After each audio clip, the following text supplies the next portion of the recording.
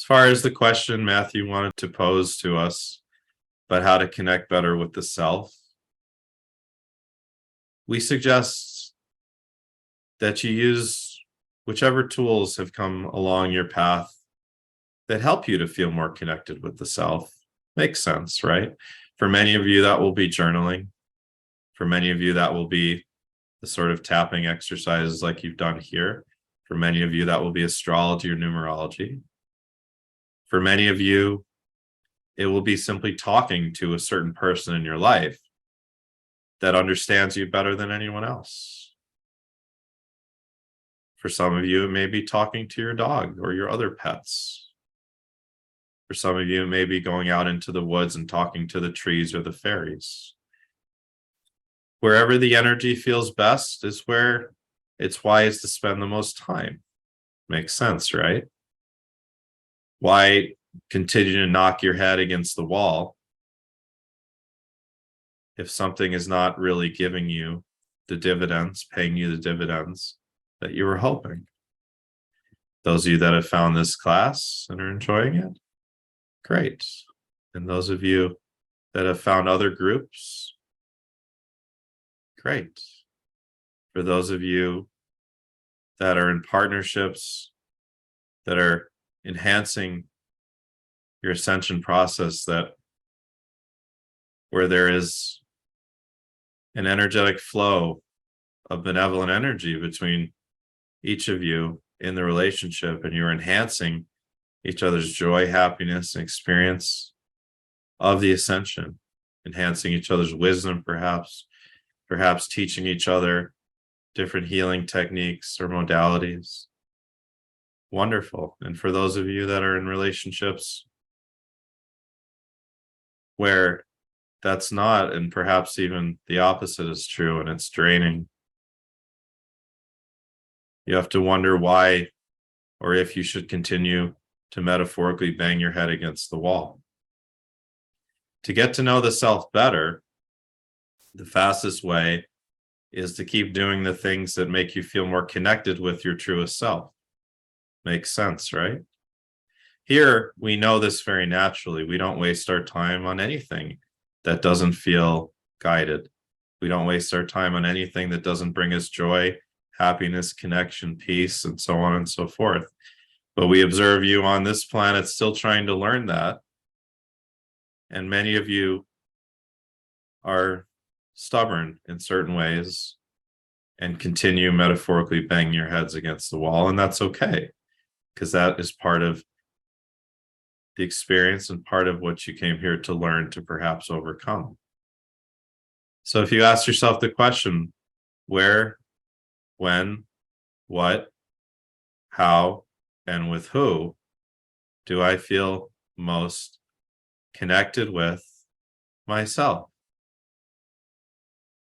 And do those things more often. It is an aggregate experience to be more connected with the self.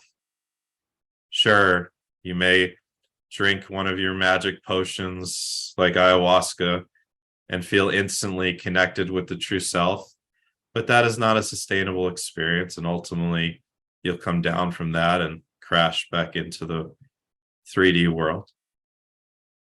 But it's an aggregate experience. What they're trying to say is the wisest thing to do is to look at it as an aggregate experience, and to aggregate more and more of the who, what, when, and where that make you feel most connected to and most like your truest self. Here, we are a diverse group of beings. Some of us are male and some are female.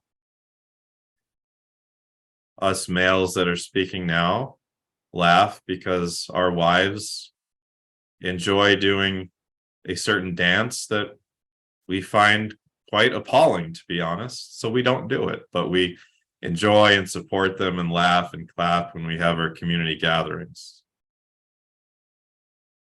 So do, as is a saying on your planet, do you. Do what makes you feel most like you. Be your unique self.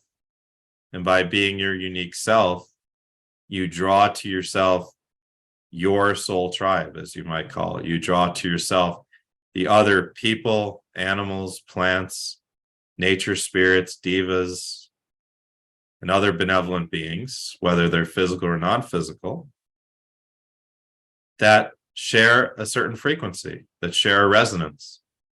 And through that, that's how we would advise on your planet that you start to build new earth communities based on a resonant feeling.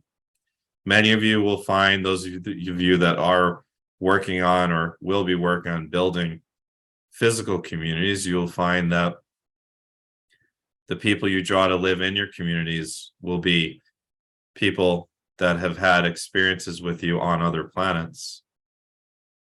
For example, many Pleiadians will form communities and many Sirians will form communities. And there will be some that will be more blends. And the resonance is not meant to separate. It's a matter of enhancing each other's frequencies and abilities. Because the more you resonate with and spend time with those of a similar frequency or similar resonance or similar origin, then you can more easily bring what needs to be brought out of you. Is the goddess Isis connected to the Sirians? Isis came down from our realms. As many of you know, we were very much involved in what you call ancient Egypt. We helped you to build the pyramids of Giza and the Sphinx. And yes, Isis came from our realm, which is why many Sirians feel a resonance with many of the beings of ancient Egypt, including Isis. Negative eugenics and transhumanism agenda. As some of you know, and many of you do not, we, as well as all benevolent extraterrestrials, are not allowed to intervene directly in almost all cases with the affairs of your planet. We simply come to you through mediums, like the medium we're coming through to you now. We appear in ships around your planets. We have created a blockade so that no further infiltration of certain extraterrestrial races that you would deem as negative are allowed to further cause damage to your planet. But we are not allowed to intervene in almost all cases in the affairs of your planet. The types of things that the question from Alice was asking, we would not be allowed to, nor would we wish to intervene with any of that. The reason being is because your planet is undergoing a collective ascension. This collective ascension can only happen once, and the most will be gained and benefited for the entire collective on a soul level if the least amount of interference possible from extraterrestrials like us is given. Hathor also comes from our realms. Our light ships tend to go in and out of the ocean since we have portals underneath the oceans, because we are most comfortable with the frequency of the ocean, since many of our planets are completely water or mostly water. Our ships are rarely shown completely uncloaked. And most of the time that they're uncloaked, they're over water. There are other species like the Pleiadians, the Yael, and the Arcturians that more commonly do uncloak themselves completely. It is simply a preference of each race. Can we connect with you through dreams? Yes. In fact, you connect with us through dreams all the time. It's just different. Every person has a different connection to our realms. Thank you for your love and support on the ground. And we applaud your wonderful work. When will communities be built? Communities are already being built. Many of them are occurring outside of the United States. They're already being built, but they will become much more advanced very quickly. In 20 years, we see a large portion of your population, approximately 10% or more, depending on timelines, living in communities that are outside of cities. Is all well? Of course. It can't not be all well. All is always well, no matter what.